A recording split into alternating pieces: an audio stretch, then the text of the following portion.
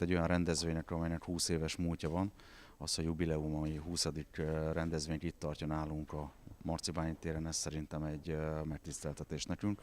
Természetesen bennünk van az a egészséges büszkeség is, hogyha a tavalyi évben sikerült ezt a címet, ezt a nagyon előkelő címet elnyerni a kerület polgármesterének, akkor folytatjuk a hagyományunkat, és házigazdái vagyunk a következő évi versenynek, ahol biztos vagyok benne, hogy ez a cím méltó helyre fog kerülni.